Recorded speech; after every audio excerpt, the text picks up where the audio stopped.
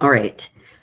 We live stream these on YouTube, but that is the way or the place that we house our recordings as well. So I just wanted to get that turned on. So thank you for being here today. We greatly appreciate your time. We are here to talk about 5 ways you can stand out in your job search. Our session today, as always with our monthly sessions, is co-hosted by our Georgia State Alumni Association. And we're excited to be here with you today to talk about job searching. This is a great topic for the time of year that we are in right now, because as we head into fall, organizations are going to start hiring, that's going to pick up, etc. So good timing that you all are here today, and we appreciate it. By way of very quick introduction, if we haven't or you haven't attended one of these webinars before, my name's Hallie Crawford. I'm a certified career coach, speaker, and author. Hold on, let me start recording. Okay, great. So today we're talking about, just for recording purposes, 5 ways you can stand out in your job search. I'm Hallie Crawford. I'm a certified career coach, speaker, and author. I'm based in Atlanta, Georgia, but we have coaches in different parts of the country. I've been coaching and training since 2002. We love what we do. The advice that we're going to give you today is advice that we give to all of our clients. My undergraduate degree is from Vanderbilt University, and I have a master's degree from the University of Illinois. And we've got a great team of resume writers and certified career coaches who provide our individual coaching services. I host webinars, boot camps, etc. And one of the admin items I referenced earlier, but for those of you who have just joined us, we are recording today. You will get a copy of the recording and a copy of the slides automatically. Both will be sent to your email. So just do me a favor and keep an eye out for those so that you know you don't have to frantically write everything down today. I'm a frantic note taker, so I always like to know this up front. And one of the things that I would highly recommend too, because of that, you can revisit everything later. I'd suggest that you pick one action step that makes the most sense for you based on where you are in your job search, because everyone here today is going to be in a different place in their journey and where they're at with their search. Pick one thing that makes the most sense for you that you can commit to in the next week. Because at the end of the day, we really want you all to walk away with tangible, practical advice that you can and will actually implement. So let's talk first, and then I'll show you our agenda slide here for the next 20 or so minutes about why this is such a deal. Standing out in today's job market is really challenging because there's so many people applying for roles, especially when you're looking at the LinkedIn, you're applying for a job and you see however many other people have applied for the job. It can be really daunting. If you look at the next bullet point here, your resume, as most of us know, it must get past 2 filters, the computer system and then the human being that's skimming things really, really quickly to decide if they want to keep reading. So what we want people to realize, and I guess the places that we find our clients kind of fall down the most that we always emphasize with them, is how important 2 things. Number 1, branding is. So that the goal here is to be really clear, be really relevant, and be compelling as quickly as possible. Only put things that are going to be relevant to the job on your resume, because you want to tell the story of you should be hired for that job, not something else, and put irrelevant things on your resume or on your LinkedIn. And the second thing is how important branding is. And we're actually going to talk about that a little bit more today. So we'd love it if you'd write down for yourself, just as a talking point or something to think about, what do you think your biggest obstacle to your job search is right now? Because that's where you can think about, okay, these are the action steps that I want to take after today and where I need to focus like the majority of my time. So just take a moment to write that down if you would. And then let's take a look at our agenda for today. So first, in terms of being able to stand out, you need to be really clear and solid in knowing your worth. And I say this because some of our clients, when they come to us, they're experiencing imposter syndrome, or they feel like they haven't accomplished as much as they would have liked in their career, or they don't know, for example, what they're transferable skills are. So being really grounded in that is one of the major ways you're going to stand out in your search, not just in interviews, but in networking and writing your materials, etc. Number 2 is demonstrating it, talking about LinkedIn, resume, cover letter, but also elevator speech, because we want you to focus on talking to as many people as you possibly can, putting yourself out there. That is how jobs are really found these days. As LinkedIn reported earlier this year, it's still the case, as we are finding too, that the jobs are out there, they're just harder to find. And so talking to more people is going to be important.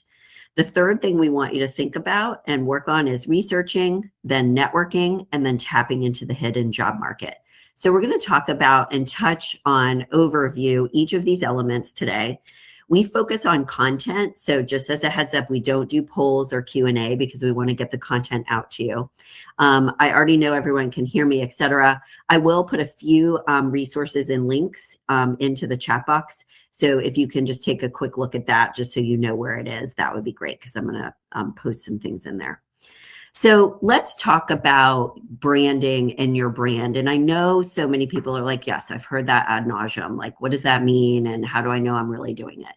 And the reason why we harp on knowing your worth, but also understanding and communicating your brand with our clients, is because a lot of times that's one of the things that they don't quite do as well as we want them to, and they need the most help with. So for example, when we see or land on their resume or their LinkedIn, we're not as clear about what types of jobs they're looking for, what value they bring to the table, who they are, etc., and what's unique about them. So when you're thinking about your brand, if you take a look at this slide, it's a combination of multiple things. It is your skills, absolutely. It's your education, yep, your experience as well. But it's also, number 2, your personality type and those strengths that you have. Like if you're more extroverted, for example, or more introverted, but either way, you're really good at developing relationships quickly with people. Or if you're very good at like prioritizing your time because you're an analytical thinker. These soft skills are also really important to put in your materials, because at the end of the day, if an employer recruiter is looking at multiple people who have relatively the same qualifications or similar, even if you have a little bit less of that, they're going to choose you if they feel like you can hit the ground running and you can fit within their culture and their team really, really well. And then the third thing to actually consider and reference, especially on LinkedIn, is why you enjoy what you do, your values, your passions, your interests, why you're in the job that you're in or in that career path, because employers want to hire people that are excited and enthusiastic about their work. So we want you to talk about that at least in one quick sentence on your LinkedIn profile, for example, in your About section. When you look at knowing your worth and are thinking about this, you can use our career model for 2 ways and 2 purposes. So I'll show you this for just a second. So when you're thinking about your brand, all of these elements are fair game to help you develop your brand. And when you're trying to figure out what it is, it's basically like thinking about it this way. If you walked out of a room at work and people were talking about you, let's say to a client or a customer in a positive way, like, this is the person that you call when you need ABC. That's your brand. So it has to do with what you can accomplish, what results you can achieve, okay? And you can include all of these elements. The second way you can leverage our model is this can help you develop really good, strong interview questions to help you determine fit for when you go on interviews to make sure it's going to be the right job for you. It can also help you brainstorm alternative career ideas. But let's keep focusing on knowing your worth. Part of this is those soft skills and leadership strengths. Some examples are on this slide. It could be if you're looking for jobs that are remote, I'm able to work remotely. Here's why, here's some examples and results, etc. And the other thing that you want to think about, especially if you're looking to make a shift or change or kind of casting your net a little bit wider, what are those transferable skills? Now, I'll tell you, and we'll talk about this a little bit more in a moment, that you can use AI to help you scan your resume to come up with some transferable skills. or help you start to think about your brand. But as we all know, AI doesn't know everything, and it's not always going to be right. So you can use it as a thought partner for idea generation and to help you analyze certain things, but don't just use it flat and that's it. Okay. As part of knowing your worth, we would love it if you would download the slides when we're done today. After you get those, take this leadership quiz. These are some of the most important leadership skills today. This is from Development Dimensions International. It's a highly regarded management consulting firm. And rate yourself in each area. This can help you start to understand your brand a little bit more. So when you're trying to know your worth, working through your resume helps you understand this because you're getting more grounded in your past experience. Same thing with LinkedIn. There are great little quizzes online that you can take that can help you with these types of things, but also you can leverage our model, leverage this model as well to help you better understand your worth. Now, we want you to absolutely go through the job description and line by line write out why you're qualified or what qualifications you have for that job related to those tangible skills, those requirements that you have to have. Just don't forget the leadership skills, the other intangibles, those soft skills too, because they help round out your brand. Let's talk next about our second step here, and this is showing your worth. So as you've started to understand, okay, this is what I'm known for within my organization, etc., that can become the basis of your elevator speech as well as your brand. So elevator speech or pitch is also something we find that our clients don't do as well. And I get it. They've worked through their resume and LinkedIn and they're exhausted, right? They are like, I don't want to do this anymore. So elevator pitch is also very important. It can be pulled or excerpted from your summary statement at the top of your resume, but we want you to have a strong one because we want you to talk to as many people as possible and attend events. You can use ChatGPT or AI to identify networking events in your area or association meetings. But when you go to those and you're talking with people, you need to have a really strong, memorable, good pitch, okay? So when we talk about resume and LinkedIn a little bit more, ask yourself to date, like right now, do your materials truly represent you based on what we've talked about so far?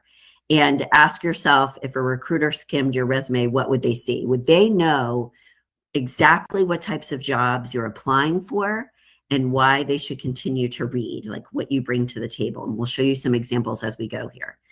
If we look at the right-hand side of this slide, your resume and LinkedIn need to sell you, and we want you to feel confident or have them make you feel confident, like you're confident applying online, etc.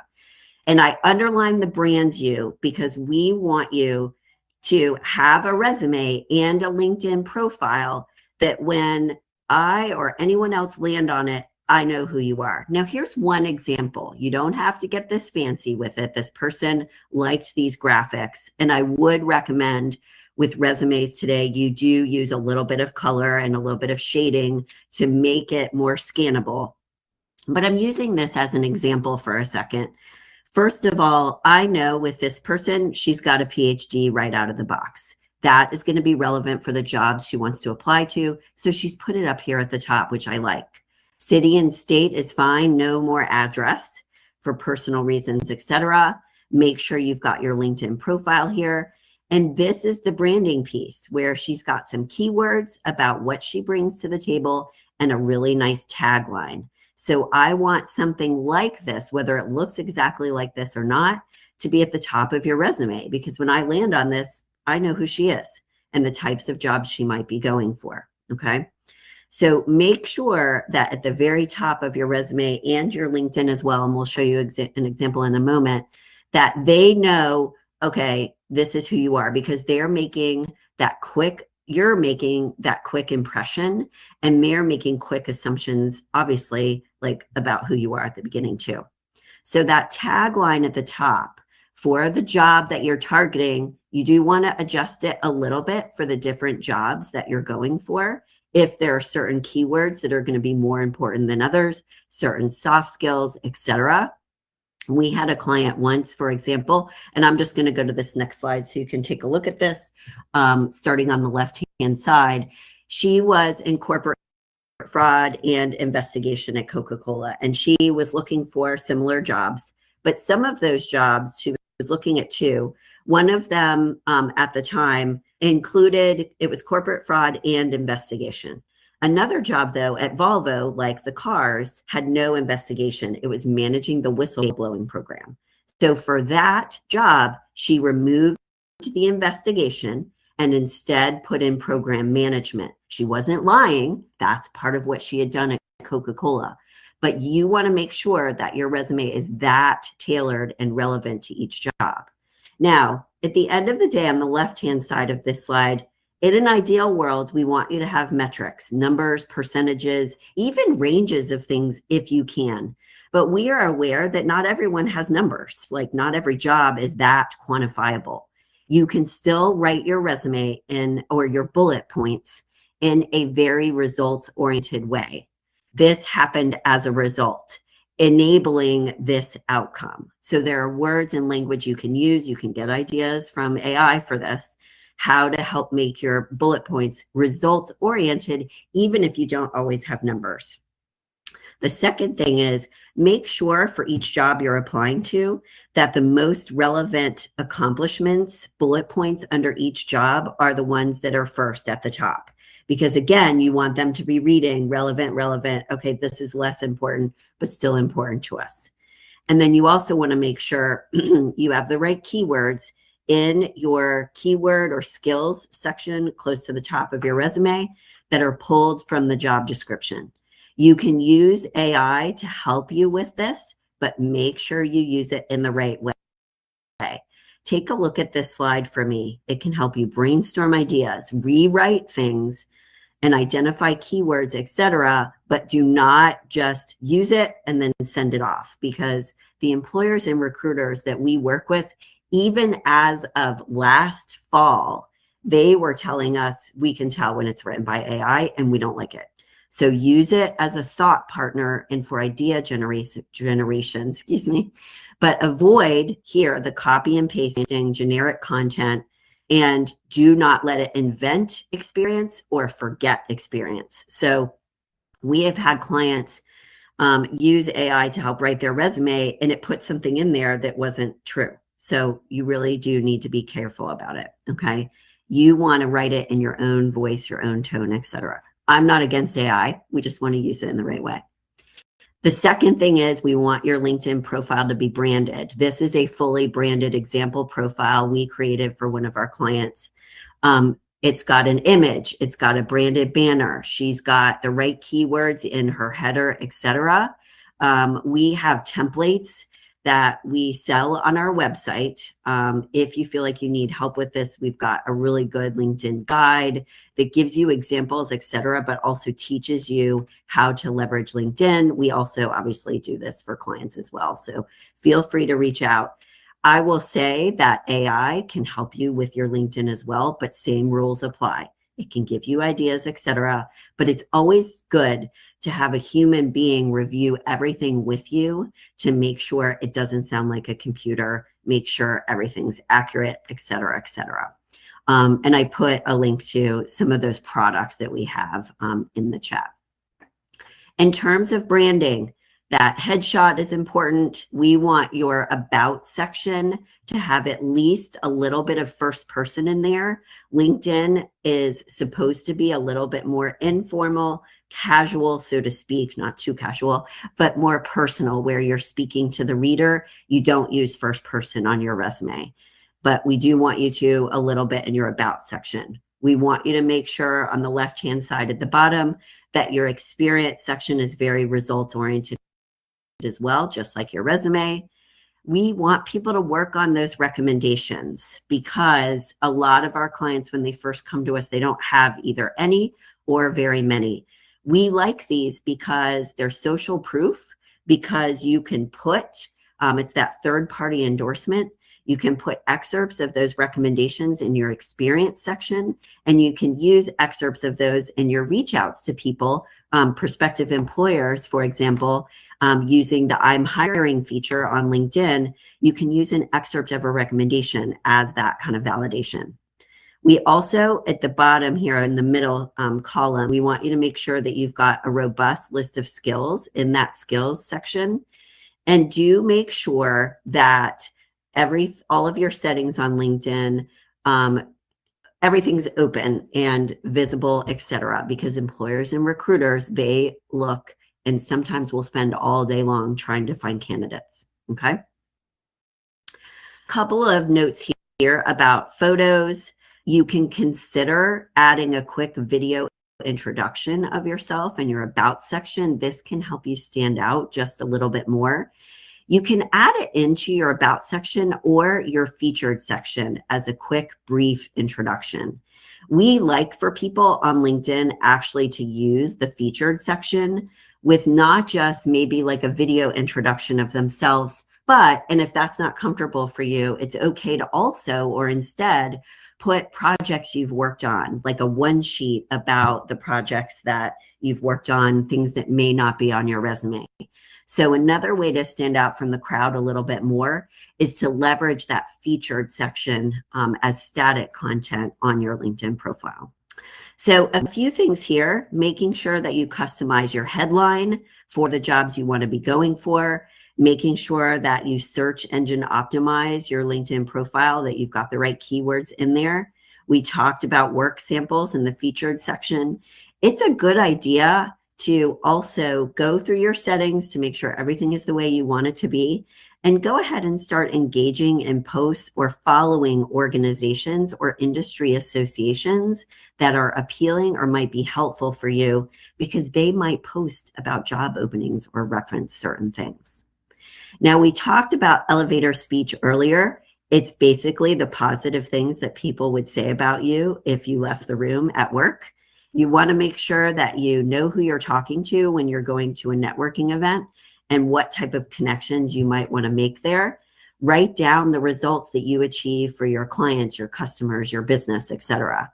And make sure also that you practice it in front of the mirror. Again, here you can leverage AI for ideas, but don't rely on it. Edit it in a way that makes sense for you and practice it so that when you say it, it's really, really comfortable. I'm happy to talk with, if anyone feels like, ooh, I need more help with this. We completely understand. That's why we're here.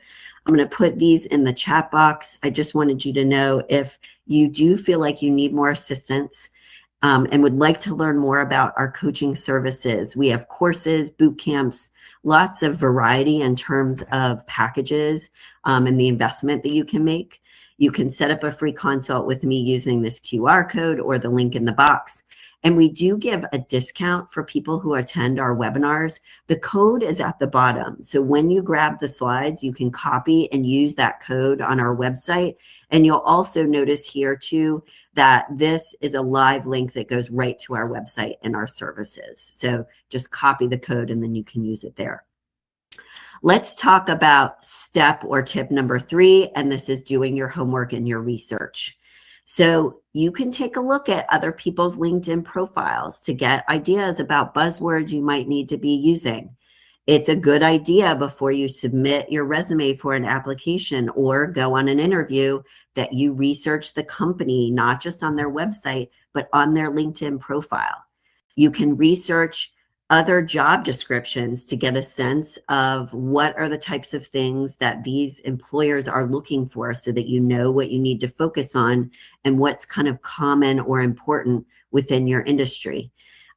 Leadership and recent news, like getting a sense of and asking even AI or researching the required skills and tools, even just asking Google for certain types of jobs. Lots of things that you can do to help yourself stand out from the crowd, not just in your application, but in terms of interview prep as well. The other thing we like people to do once they start conducting informational interviews and getting actual interviews is we like for them to present, even if it's informally, like a 30, 60, 90-day plan. So there's lots of things here. I'm not going to read through them because you'll get the slides, but you can bring or provide along the way for your interview process. And in some cases, even in advance, that can help you get the interview that will help you stand out from the crowd. And as part of our fourth, and then we'll get to our fifth step, and we'll start to close for today, is this networking piece. The hidden job market is that much more important than it has ever been. I know years ago, people were like, well, I could just apply online and I would get some, responses. It's not that way. I hope it gets a little bit easier over time, but we really want you during the course of your day and or your week, we're telling our clients, focus on, I want to reach out to 10 people, new people a week, and have like 3 informational interviews a week and attend, like 1 or 2 events every single month, whatever it is. So there's lots of ways that you can tap into this concept of the hidden job market, which are those unadvertised positions. And we want you to do this even more these days because it's that much more important. And this is where, again, not just your materials, but your elevator speech comes on. With networking, focus and pay attention to your LinkedIn. And when we're talking about this, we are not saying post all the time on LinkedIn. We want our clients to get their profile in shape and in the right way, but we want them to use the I'm hiring feature on LinkedIn, and we want them to pay attention to the who has viewed my profile feature on LinkedIn. So go into LinkedIn, use it for your purposes to reach out to more people, connect with more people, etc. Write recommendations for others as well, and set a goal for yourself of, I want to connect with this many people or have this many meetings. And as part of this, the hidden job market and informational interviews are quick phone calls, in-person meetings, etc., that you can conduct with alumni from your university, people that are local to you, friends of friends, family members, etc., or industry-specific association meetings where you are picking their brain for a moment about what are employers looking for these days? How can I put my best foot forward in my search? You can get the inside perspective about what certain companies might be looking for, get additional connections. And it's also an opportunity to practice your interview skills a little bit more in like a lower pressure way. So at the end of the day, we want you to take action on each of these steps that we have discussed, but we really want you as much as possible to be putting yourself out there and talking with people. Now, I will tell you that this is not necessarily my personal favorite thing. I'm actually more introverted than extroverted. So I get it. I get it if you're like, whew, okay, Hallie, not my favorite thing. Please know that if you start to conduct 1 or 2 informational interviews, even with people that you know or friends of friends, it will start to help you be more comfortable with them over time. And please know too, that everyone understands kind of how this works. There will be people when you reach out to them that do not respond to you. So also know as well that you need to go into this informational interview and kind of connecting and networking activity, so to speak, knowing that it's going to be a little bit like sales. You might get a 10 or 20% return rate on your reach outs. And this is why those numbers matter. Okay. So I hope this was a helpful starting point for you. I wanted just to mention a couple of quick things. Next month's webinar is listed here, Stuck to Thriving, Navigating the Path to a Career You Love. You can use this QR code to register. However, if you are already getting our notifications and are on our newsletter list monthly, you'll get notified about these already. So don't worry about that piece of it. If you know anyone who is really needing help with their career direction, we have a boot camp coming up. I host these. Please feel free to pass this link along. I'll put it in the chat box. And finally, before we go, I'd love it if you would write down 1 action step that you will take in the next week, like we talked about at the beginning, because I know what's going to happen as we hop off. Life gets busy. I get it. Happens to me all the time. I get energized by webinars or programs, and then things get in the way. So please write something down, put it on your calendar. We're happy to do a consult with you, and please keep us posted on your search. I hope this was helpful for you. Have a great rest of the day. Take care.